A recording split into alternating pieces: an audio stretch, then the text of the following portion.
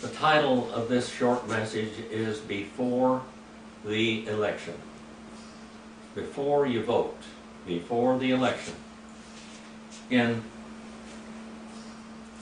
the writings of Peter, Peter says he was living in a time of civil unrest, upheaval, anarchy in many places. And we live in a time like that today. We have rioting in the streets. We have people wanting rights. We live in America. America and America's people ought to be first in our eyes. I'm going to quote from a couple of presidents in the past times, and we're going to look at a few verses in the Bible. Peter, in 2 Peter, the 2nd chapter, says, "Suffering wrong is the wages of doing evil. They count it a pleasure to revel in the daytime. They are stains and blemishes, reveling in their deceptions, as they carouse with you. Having eyes full of adultery, they never cease from sin, enticing unstable persons, having a heart trained in greed and accursed children. Forsaking the right way, they have gone astray, having followed the way of Balaam." I think the way of Balaam is politicians. I will say that again. I think the way of Balaam is the way of our politicians today. Balaam the son of Beor, who loved the wages of unrighteousness.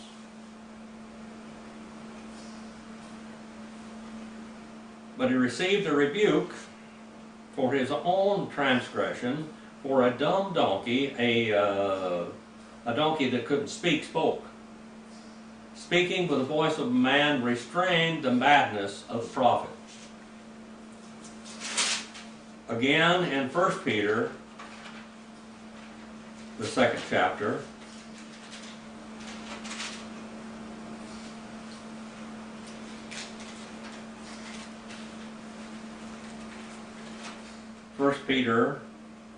the 2nd chapter, verses 13 through 15. It says, "Submit yourselves for the Lord's sake to every human institution, whether to a king as the one in authority, or to governments or governors as sent by him, for the punishment of evildoers and the praise of those who do right." We should not take criminals, rapists, robbers, and put them up as national heroes. They're evildoers. We should instead delight in law and order.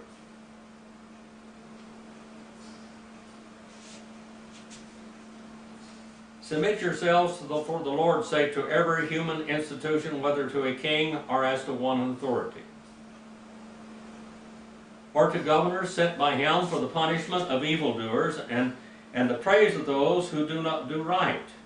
For such is the will of God, that by doing right you may silence the ignorance of foolish men.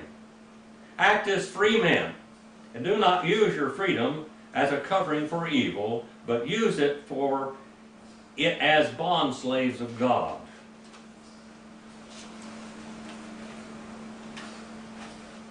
In Romans the 13th chapter,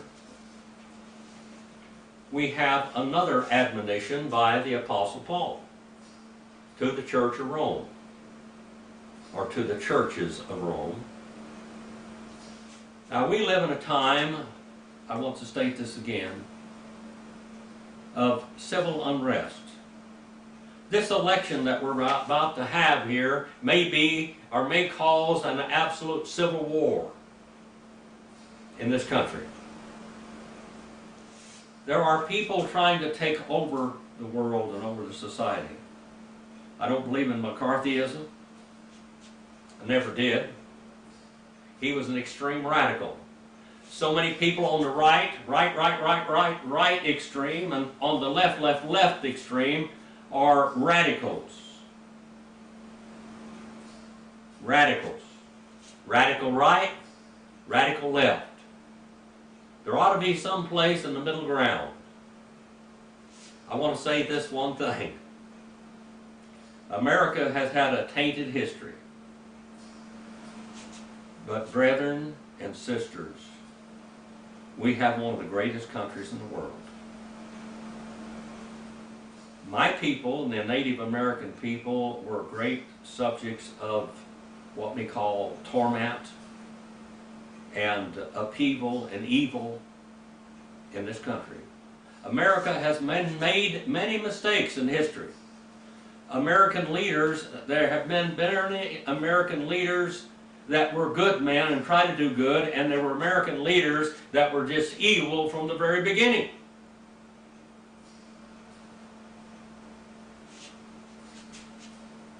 When you were born in my time, it was a different world than today. In the 1930s and 1940s, it was a different world than today. America fought in 2 great wars. And then we began to dabble in what we might call world affairs. Sometimes we didn't belong there at all. But every one of your fighting men that ever went into any danger for you and for the flag of America deserves great honor and respect. They did what they were told, right or wrong. We have a legacy to try to defend. I think lifetime politicians, many of them are blue-collar criminals, or white-collar criminals, you might say. When the Republicans and the Democrats, neither one liked Donald Trump, I said, that's my man. Both sides have problems. That man's not a politician. That man is your fellow citizen that I believe is trying to do something for you in this country. Sometimes right and sometimes wrong. Sometimes too proud and sometimes humbled. But he is our leader, and when we elected him, they tried to put him down.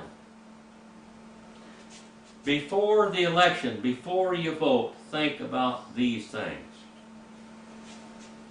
My family have been radicals in history.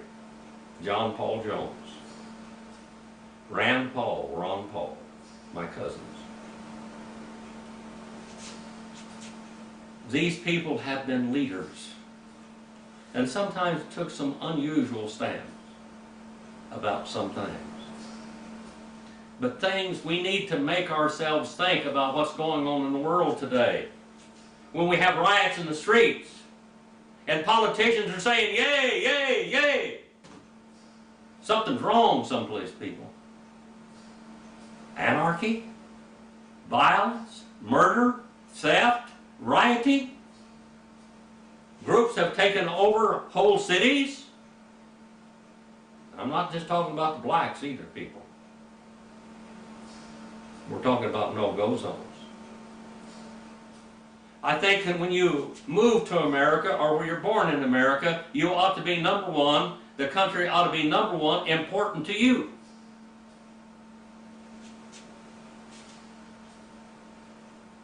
My family left the Indian Territory and came to California to be able to own some land because their land was being robbed from them.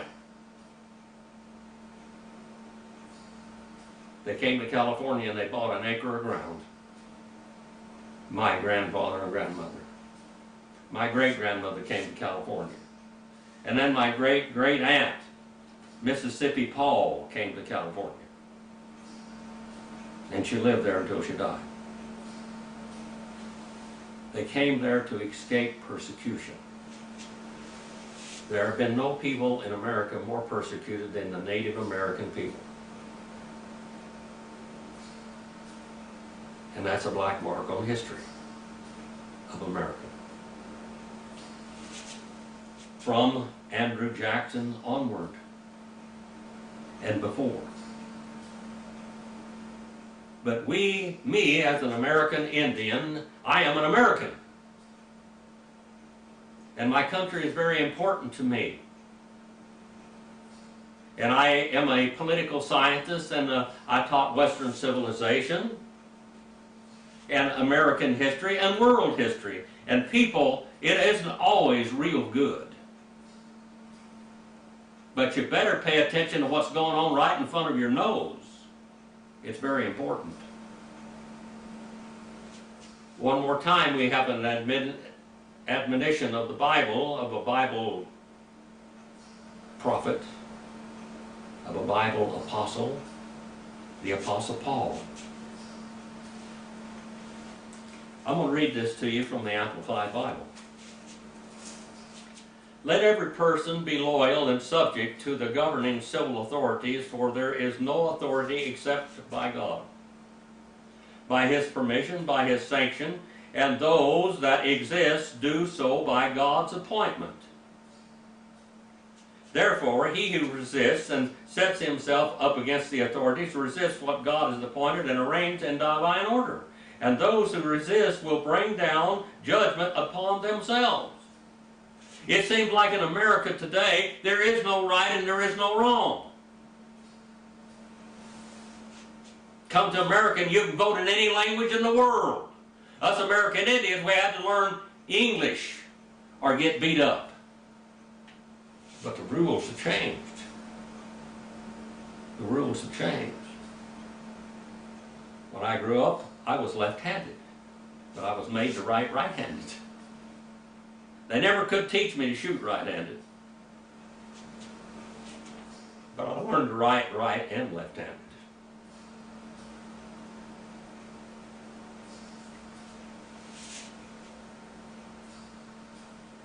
The judgment upon themselves by receiving the penalty due them.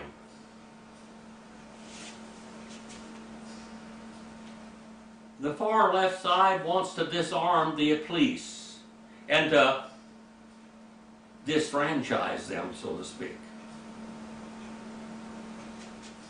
In California, there are sanctuary cities and sanctuary whole state. Shame on them. Allowing criminals to be criminals and not arresting or doing anything about them. Our prisons are full of illegal aliens, illegal outlaws, outlaw aliens, people, and we're supporting their whole families. It's breaking the country. Something's wrong someplace. For civil authorities are not a terror to the people of good conduct. Don't worry about the law if you're doing the right thing. But to those who have a bad behavior, would you have no dread of him who is in authority? Then do what is right, and you will receive his approval and commendation.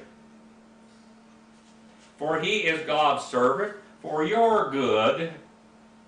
But if you do wrong, you should dread him and be afraid, for he does not bear and wear the sword for nothing, the capital punishment. We don't even have that, people. The basis of all human government is capital punishment. Look, go back to Noah's times. What was the basis of the government? The basis of the government was to protect the people from each other, and the capital crime was death. And to protect the people from the government and the government from the people. Protect the outlaws. Now, protect the outlaws. They have all kinds of rights. The basis of human government is to protect the people from the bad people and the people from the bad government.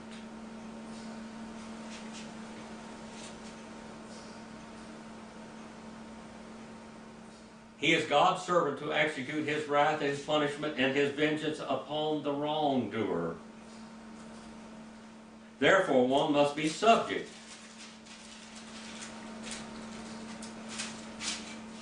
only to avoid God's wrath and escape punishment, but also as a matter of principle and for the sake of conscience.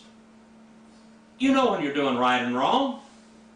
When we call sociopaths, those are people that don't have any knowledge or don't want to have any knowledge of what is right and what is wrong. They sear their conscience over to where it doesn't bother them when they kill a child or steal whatever they steal. America is plagued with what we call bad contractors, illegal activities, like you're dealing with a mafia or something. For the same reason, you pay taxes. For the civil authorities are official servants under God, devoting themselves to attend to this very service. Render all men their duties. Pay taxes to whom taxes are due, revenue to whom revenue is due, and respect to whom respect is due, and honor to whom honor is due. Keep out of debt, and owe no man nothing except to love one another. For he loves his neighbor, also practices loving others, has fulfilled the law relating to one fellow man, meeting all its requirements. If you do the right thing, you have nothing to fear. You should have nothing to fear. You should not have anything to fear if you go out and buy something. If you go out and have dealings with other men or other women, you should not have any fear. You should feel safe doing so. You should. Anybody disagree with that? Now I want to go back in history.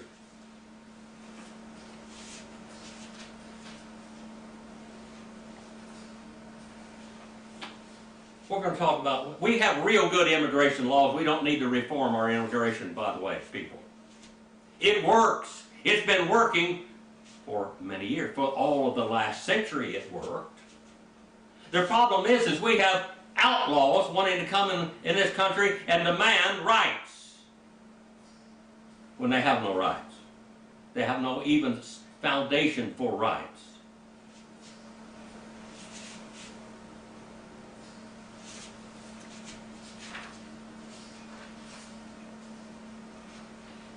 Calvin Coolidge, they called him Silent Cal, but he wasn't always silent, by the way.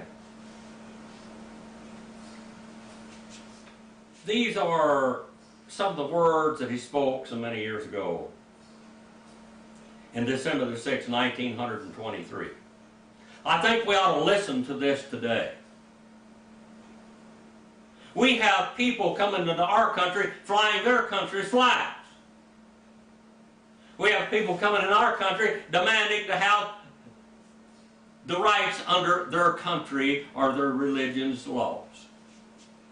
They do not want to pay attention or to obey the Constitution of the United States of America.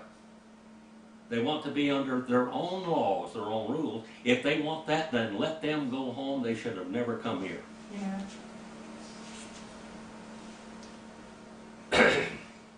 Silent Cal, Calvin Coolidge, insisted on assimilation as a condition of immigration.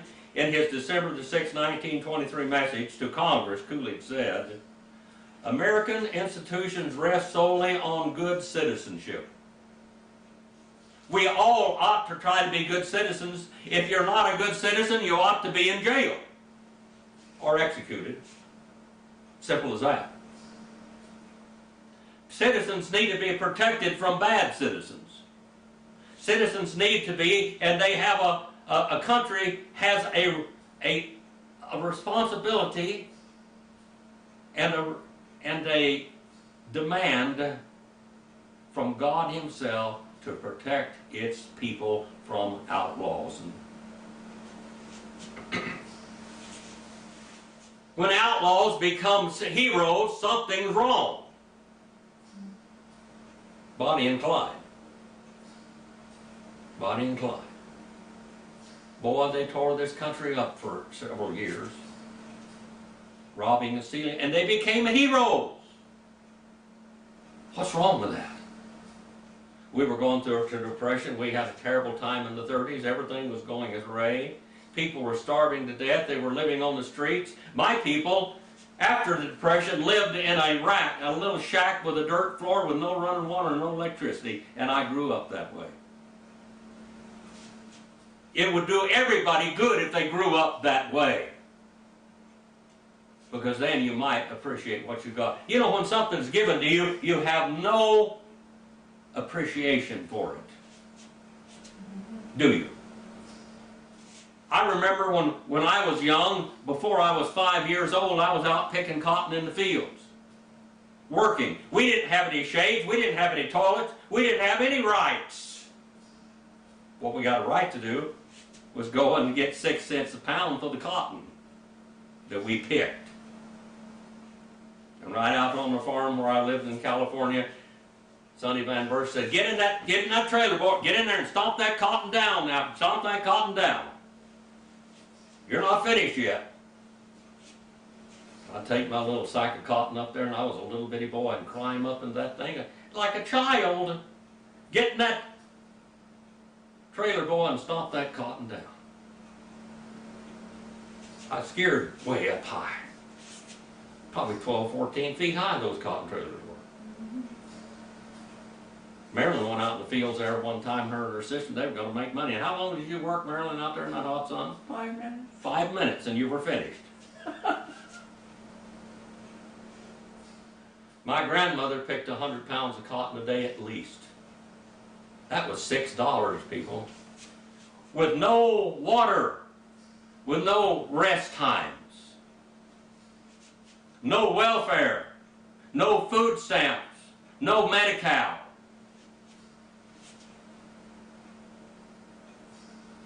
People, something's wrong when people come here and want with both hands out. Yeah, they work, but they want all the benefits of a citizen. We were citizens. We were born citizens. We were abused as Indians in Indian Territory, so we came to California to be mistaken for white Okies. And we worked. And what we worked for, we got to keep. My grandfather in 1905 near Lawton, Oklahoma was killed for trespassing on his own land because they had confiscated his land because he wouldn't sign the Dawes Act, another treaty which he said was no good because the last one wasn't any good. Over half the Cherokees in the American United States were disfranchised and taken. Their descendants don't even get any benefits from all that they had lost. American institutions rest solely upon good citizenship. We need to demand good citizenship. They were created by people who had background of self-government. New arrivals should be limited to our capacity to absorb them and into the ranks of good citizenship. America must be kept American. Get with it, people. Boy, have we gone too far. For this purpose, it is necessary to continue a policy of restricted immigration. It would be well to make such immigration of a selective nature with some inspection at the source and based either on prior census or upon the record of naturalization. You know what naturalization means? That you give up wherever you came from and become an American citizen. Either method would ensure the admission of those with the largest capacity of best intention of becoming American citizens. flying back home all the time and running around back and forth, sending all their money back home. I am convinced that our present economic and social conditions warrant a limitation of those to be admitted. We should find additional safety in the law requiring the immediate registration of all aliens. Immediate registration of all aliens. Those who do not want to be partakers of the American spirit ought not to settle in this country. Those who do not want to partake of the American spirit and the American Constitution shouldn't be here.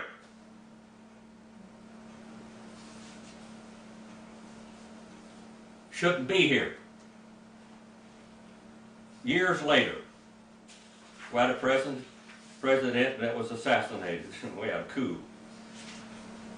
Well, we had bad government, outlaw government sometimes, people. Outlaws running, nuts running a nut house sometimes. But from everything we ought to learn. From everything we ought to learn.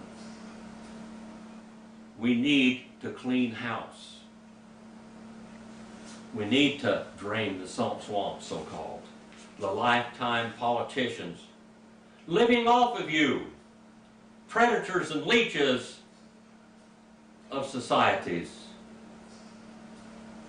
Prettiness of mistletoe hanging on the tree, but it's a parasite. Parasites of society. 2,000 years ago, the proudest Roman citizen said, Civis Romanus sim. That means safety guaranteed for a free Roman citizen. Safety guaranteed for a free Roman citizen. You were an outlaw and you were a free Roman citizen. The Apostle Paul demanded that right. He said, should you slap and beat a Roman citizen? And they backed off and said, what? He was given a military escort from one place to the other because the Jewish outlaws were trying to murder him. It ought to be safe to walk your streets. It ought to be safe to walk in a grocery store and buy what you need. Or go into a dealership or buy a home, or get a contractor to do work for you. You ought to be safe. A country, a nation owns those rights to its citizenship, to its constituents. Today, in the world of freedom, the proudest boast is Ich bin ein Berliner. I am a Berliner. Now, John Fitzgerald Kennedy was making this speech in Berlin in June the 26th, 1963. Remember, a lot of bad things came out of Berlin, people. A lot of bad things in World War I and World War II. There are many people in this world who really don't understand or say they don't know what is the great issue between the free world and the communist world. The free world and the communist world. Let them come to Berlin if they want to see. Let them come to Berlin. There are some who say communism is the wave of the future. The wave of the future. The wave of the future. Let them come to Berlin. Let them go behind the Chinese curtain or the Korean curtain. Let them go to Russia and see how much freedom communism gave them. One of the greatest presidents we ever had, Franklin Delano Roosevelt. Many people don't know how brilliant he was. He stayed out of the World War because the Irish problems. The Irish problems in New York and other great cities gave us trouble in the Civil War, in World War I, and World War II. The Irish did not want to go and defend Europe in any way, because Europe was Great Britain to them, and they were greatly abused in Great Britain. He had to deal with that problem, people. He had to deal with the problem with war, and he kept saying, I don't believe in war, Eleanor doesn't believe in war, and my dog doesn't believe in war. But he knew what was going to happen in the back. He allowed Japan to attack us. He had to get into the war. Churchill kept telling him, leave Japan out of this, leave Japan out of this, leave them out. We don't need to. Well, Japan was in war already.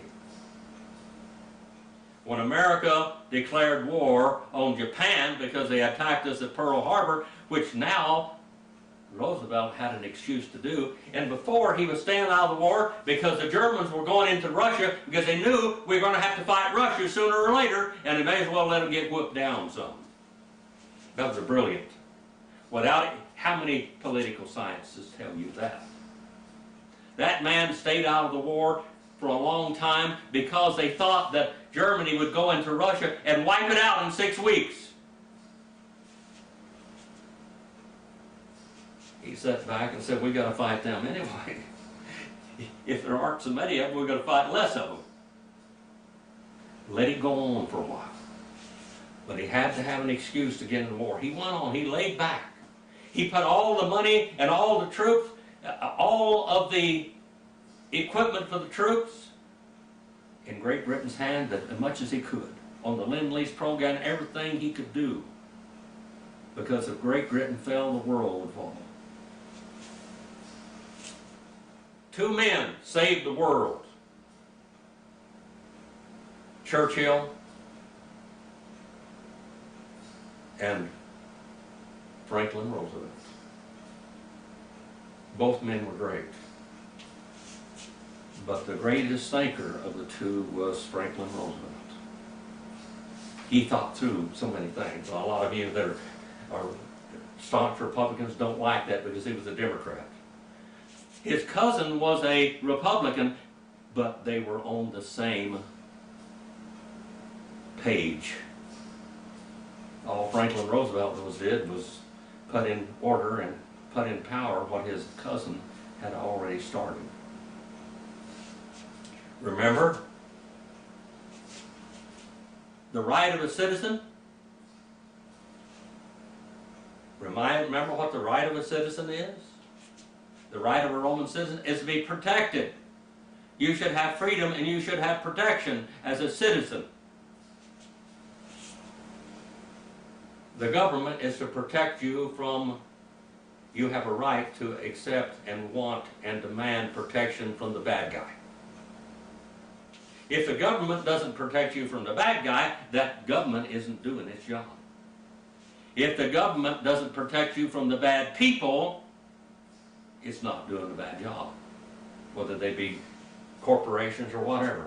If the government doesn't protect you from the government, it's not doing its job. We're supposed to pray for our governments, aren't we? Pray for those in power. There are some that say communism is the wave of the future. Let them come to Berlin. Let them see for their eyes. Let them go to China. Let them go into Korea today. Russia.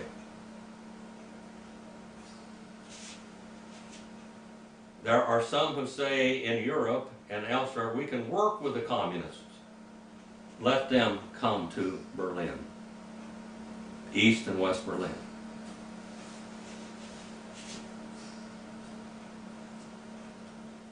My father fought in World War II with Patton. General Patton. General Patton saw a dark pattern in the Russians. He says, why don't we're here, why don't we just whip them now? Somehow he died. Churchill says, you know, when you're wrestling with Russia, you don't know whether he's ally or whether he's about to eat you. He's like an alligator wrestling with an alligator or a tiger. We can work with communism. What happened? Berlin was supposed to be split in 4 pieces. And Russia wanted it all. Russia went into Berlin and tried to grab all the munitions and all of the scientific laboratories, and they began to fire on their ally, the American. Whoever came near Berlin was fired upon. Patton said, let's just go ahead and finish the job. That was bad politics, you know, but it was truth.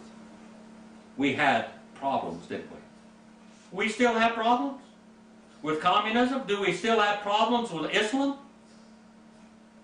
Because they won't assimilate. They want to be Islam. They want to be under Sharia law. And the illegal aliens want to celebrate Cinco de Mayo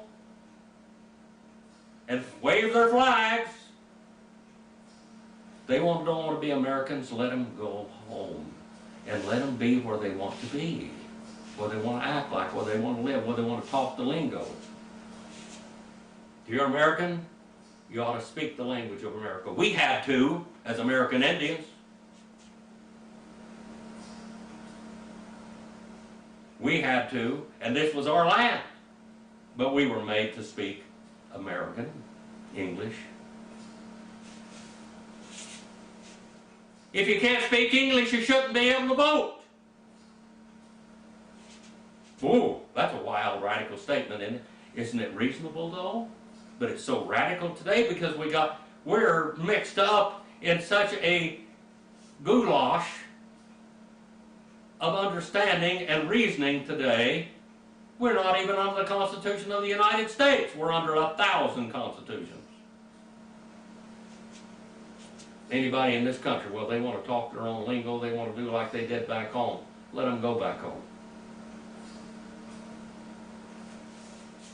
He said, let them come to Berlin if they want to see how great this source of new enlightenment is.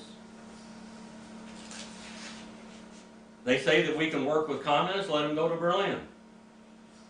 Are there even a few who say that it's true that communism is an evil system, but it permits us to make economic progress? Laissez nach Berlin kommen. Let them come to Berlin. Freedom has many difficulties and democracy is not perfect. I say that. Our history is not perfect. But if we want to continue to exist, we have to exist as the American people with America as our foundation. The American Constitution as our foundation. We need to be protected from bad government, and we need to be protected from bad people. But we have never had to put a wall up to keep our people in, have we? We have never put a wall up to prevent them from leaving us, have we? What's going on? We've never had to put walls up to keep our people from going someplace else. We've never had to put walls up to keep our people here. They're not prisoners. They're not incarcerated. But they do. They do.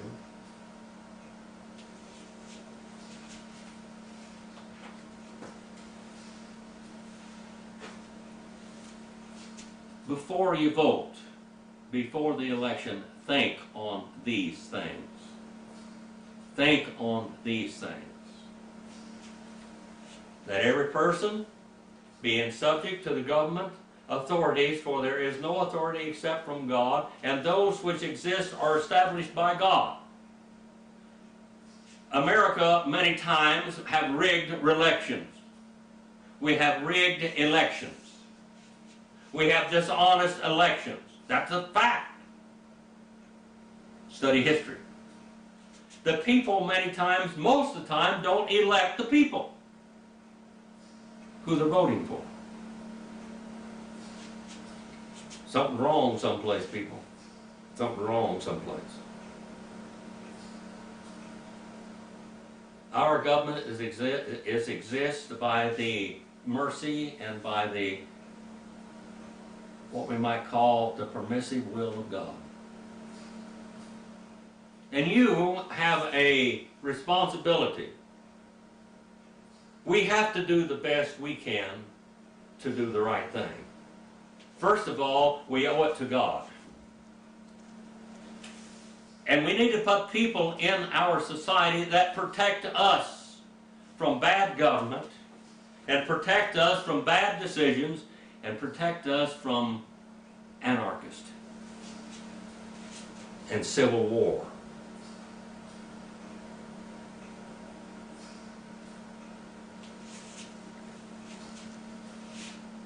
Abraham Lincoln. Abraham Lincoln wanted to limit slavery to the states where slavery was. He laid his life on the line to free the American slaves. But I'm going to tell you something, people. There were more Indian slaves in American history than there ever were black slaves. There were more Indian slaves in America than there were ever black slaves. And it went on went on much longer. They were still selling Indian slaves in Los Angeles in 1869. Who was wrong? Blacks don't have anything to holler about. Abraham Lincoln wanted to send them off in some other colony and let them do all right there because they didn't think that they would have equal opportunity here.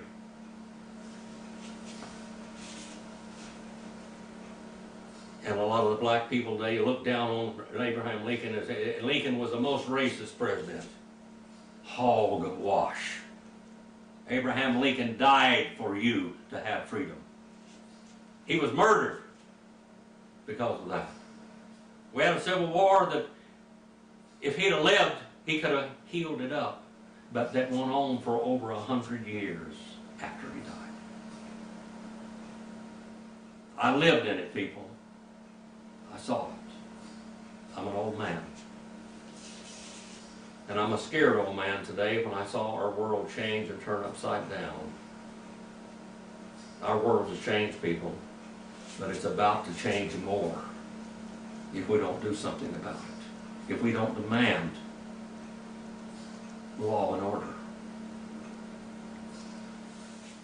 Vote from Romans the 13th chapter and 1 Peter the 2nd chapter and 2 Peter. What do you have running society? Outlaws, do you want more of them? You want to turn the outlaws on you and handcuff the police? Yes, police make mistakes. They're human. But it shouldn't cause national riots and cause outlawry in all the streets and misbehaving. You don't have a reason to misbehave. You want to protest? Make it a peaceful protest. Make it heard. Try to get laws passed to protect the country from the outlaws and the citizens from the outlaws. Our Father, I send this message out to make people think. Father, it is a message for today. It's current events. It is things we need to pay attention to now. And you know it. You put it down in your word. You put down all the rules. You put down society, rules for society and the laws in the Old Testament and in the New. Yes, we need to be protected from each other and entities that become so large that they take over. Government's so strong that they do what they want to, not what the people wish. Father, please use this message for your honor and glory. Let us always remember our Savior that died for us, that we might be free. And help us remember that freedom isn't free. In Jesus' name we pray.